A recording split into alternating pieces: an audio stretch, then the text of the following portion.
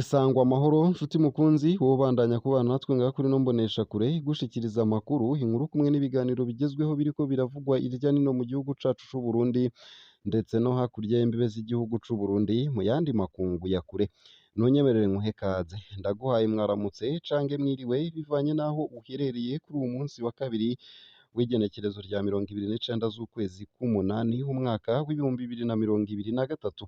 Wowe kudukurikira uri mu gihugu c'Uburundi mu bisagara bitandukanye, ntunyemerere nkuhe mwiriwe neza ndetse naho dukurikirira hakurya y'imbibe z'igihugu c'Uburundi mu yandi makungu, ntunyemerere nkuhe mwaramutse cange mwiriwe bivanye n'aho uherereye. Wowe kudukurikira uri mu gihugu kibanyi ca Kongo, ndaguhaye mwiriwe cange mwaramutse bivanye n'aho uherereye, ndetse nawe udukurikira uri mu gihugu kibanyi c'u Rwanda, mu gihugu kibanyi ca Uganda, mu gihugu kibanyi ca Kenya, mu gihugu kibanyi ca Tanzania, mwese ndabahaye kaze ngaha kuri ino mboneshakure. Nokwibutsa ko tugushikiriza amakuru hariko aravugwa mu bisata bitandukanye nko mu gisata c'indero, mu gisata c'inkino, mu gisata c'agateka ka zina muntu, mu gisata c'umutekano, mu gisata ca politike, mu gisata c'imigenderanire n'ayandi makungu, mu gisata c'uburimyi n'ubworozi, kumwe n'ibindi bisata bitandukanye ngaha mu gihugu c'Uburundi. Umutambukanyi w'umukuru w'igihugu c'Uburundi Angeline Ndayishimiye asaba ko ibibazo igihugu ca Niger kirimwo ko vyotorerwa inyishu biciye mu nzira y'ibiganiro na diplomasi. Ni inkuru iramvuye ndibuze kugushikiriza ngaha kuri ino mboneshakure mu makuru uburyo bw'idonido. Nayo kandi muri Bujumbura Meri, bamwe mu badandariza mu isoko ya Bujumbura City Market bita Equation ntibashima iyi ngingo yo kuduza amahera barihira ibibanza bakoreramwo. Batangazwa nuko ngo hata mwaka wari bwahere badugirijwe ko, bidoga bavuga ko batabona iyo bazokura ayo mafaranga. Umwe muri bo yavuze ko ibibanza bimwe bimwe vyadugijwe inshuro zibiri. Nk'uwahora ariha ibihumbi 300 hazoriha ibihumbi 600, hakiyongera ko itagisi nyongeragaciro. Bakaba bafise amakenga ko ibintu bizoca biduga mw'isoko. Ku rundi ruhande babona ko mu gihe ibintu vyoduga batazosubira kuronka abaguzi, bakaba basaba ko iyo ngingo yosubirwamwo. Abajejwe iyo soko basigura ko iryo duzwa ryatumwe nuko amakori n'amatagisi bazohora bariha vyahindutse mu mafaranga leta iriko irakoresha muri uyu mwaka. Karine Kamikazi hajejwe ubutunzi mw'iyo soko yongera ko n'ibintu vyinshi nabo bakenera vyaduze. Nayo mbandanije na ya nkuru nari ntanguye nkugeza ko mu ntango zano makuru hijanye n'umutambukanyi w'umukuru w'igihugu, nuko Angeline Ndayishimiye hariko asaba ko ibibazo igihugu ca Niger kirimwo ko vyotorerwa inyishu biciye mu nzira y'ibiganiro na diplomasi. Ivyo yabishikirije kuri uwa 28 Myandagaro 2023, aho Uburundi bwari buramutse bwakira inama ihuza akanama k'amahoro n'umutekano mu muryango w'ubumwe bwa Afurika, mbere gasanzwe karongowe n'umukuru w'igihugu c'Uburundi Evariste Ndayishimiye. Umutambukanyi w'umukuru w'igihugu akaba ari warongoye ishirahamwe riraba amahoro n'umutekano ry'abakenyezi b'abakuru b'ibihugu bo muri Afurika MIPREDA, yagize ati: ku bijanye n'igihugu ca Niger, ndashimira umuryango w'ibihugu bigize CEDEAO ku nguvu bariko bakoresha kugira haboneke amahoro muri Niger vyihuta, ndetse nkakeza akanama kajejwe amahoro n'umutekano k'ubumwe bwa Afurika. Nk'urongoye ishirahamwe ry'abakuru b'ibihugu MIPREDA kandi nk'umuvyeyi, ndashigikiye ko ibibazo biri muri Niger ko vyotorerwa inyishu biciye mu buryo bwa diplomasi, ndetse nkaba nshigikiye akanama k'amahoro n'umutekano n'umuryango wa Afurika mu gusaba ko ibihano vyose bifatwa ko bitohungabanya ubuzima no kubaho kw'abenegihugu b'inzirakarengane ataco babiziko. Mwomenya ko iyo nama izorangira kw'igenekerezo rya 30 Myandagaro 2023, ikaba ari inama igira gatatu yiga ku bijanye n'amahoro n'umutekano ku mugabane wa Afurika, ndetse Uburundi akaba ari bwo bujejwe gutanga intumbero ijanye n'amahoro n'umutekano ku mugabane wose wa Afurika muri uku kwezi kwa Myandagaro 2023. Nayo mu bindi kandi nuko ambasaderi w'Ubufaransa muri Niger yanse kuva muri ico gihugu. Ambasaderi w'Ubufaransa muri Niger ntiyaraye avuye muri ico gihugu nk'uko yari yabitegetswe n'umuyobozi mushasha.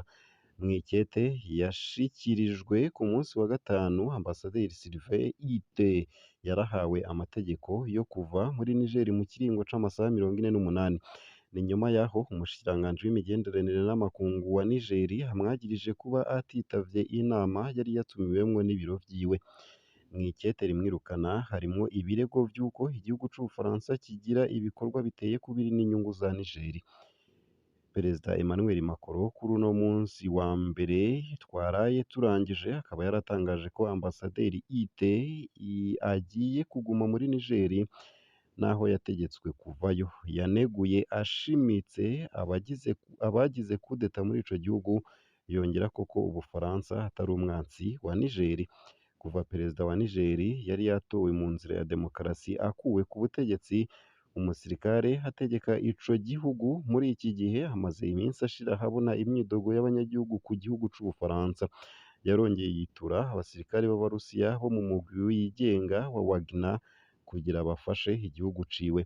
Perezida Macron yiyamirije abavuga ko kunana bishobora kugira ingaruka mbi. Mu kiganiro n'abaserukira Ubufaransa i Paris, Perezida Macron yagize ati: imigabo n'imigambi yacu ni nyavyo, bizovana n'ubutwari bwa Perezida Bazoum hamwe no kurinda kwa ambasaderi aserukira Ubufaransa muri ico gihugu. Agiye kuzogumayo naho azoremerwa.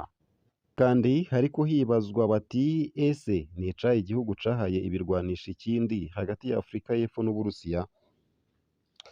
Muri Afurika y'Epfo ibinyamakuru vyatangaje ko itohoza ryakozwe ryasanze leta y'ico gihugu ata birwanisho yahaye Uburusiya mu kinyegero. Mu mwaka urangiye w'ibihumbi 2022, umucamanza yasanze ahubwo ivyo birwanisho bivurwa ko vyahawe Uburusiya ari ico gihugu cabihaye igisirikare ca Afurika y'Epfo. Umucamanza yagenywe na perezida wa Afurika y'Epfo Cyril Ramaphosa yasanze ata birwanisho vyashizwe mu bwato butwara imizigo bw'Uburusiya mu kwezi kw'icumi na kabiri mu mwaka urangiye, mu kibanza c'igisirikare kirwanira mu kirere ca Afurika y'Epfo hafi y'igisagara ca Cape Town. Uwo mucamanza yasanze ahubwo Uburusiya aribwo bwahaye ibirwanisho Afurika y'Epfo bigenewe inteko z'ico gihugu ziriko zigerageza gutuza abarwanyi b'abayisilamu mu buraruko bw'igihugu ca Mozambique. Wayne Duvenage aharanira inyungu z'abanyagihugu yasavye ko leta ya Afurika y'Epfo ishira ahabona ivyatohojwe n'uwo mucamanza. Hari inyuma y'uko amakuru yari yatangajwe imbere yaho yerekana ko Perezida Ramaphosa yashaka kubigumiza mw'ibanga nk'uko ibiro vyiwe vyabitangaje. Ivyatohojwe vyarimwo amabanga ajanye n'umutekano w'igihugu. Duvenage yatangaje ko ata cizere afise ku vyavuye mw'itohoza ry'abantu bagenywe na Perezida Ramaphosa ubwiwe. Yavuze ko ambasaderi wa Leta Zunze Ubumwe za Amerika muri Afurika y'Epfo atari gushikiriza ibirego hadafitiye ibimenyetso. Yavuze ko ico bipfuza ari uko leta ya Afurika y'Epfo yokorera mu muco.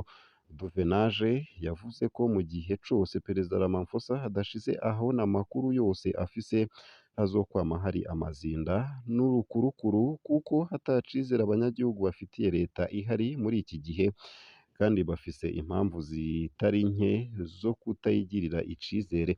Umuvugizi wa Perezida wa Afurika y'Epfo Vincent Magwenya yabwiye Ijwi rya Amerika tunakesha iyi nkuru ko Perezida Ramaphosa afise umugambi wo gushira ahabona ingingo y'umucamanza yashinze amabanga yo gukora iryo tohoza, ariko ngo agiye kubanza kwihweza neza ivyo uyu mucamanza yatohoje.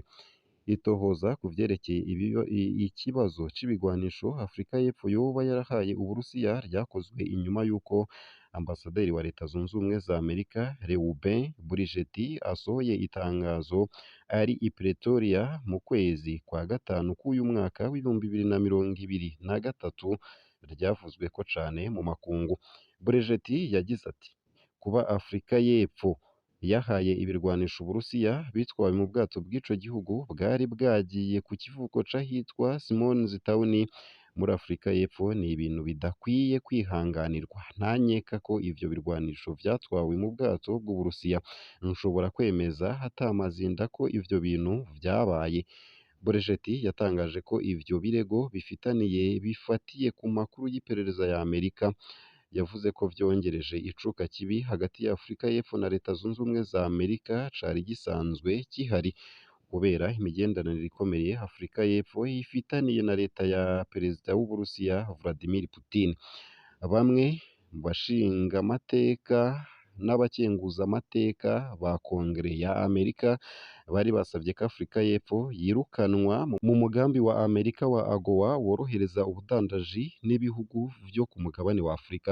Umugambi wa AGOA uraha akaryo Afurika y'Epfo ko gushorera ibidandazwa vyawo ku masoko yo muri Amerika ata matagisi itanze. Ubwo budandaji buratuma Afurika y'Epfo ikura inyungu muri uyo mugambi w'agaciro k'imiliyaridi 11 y'amadolari ku mwaka.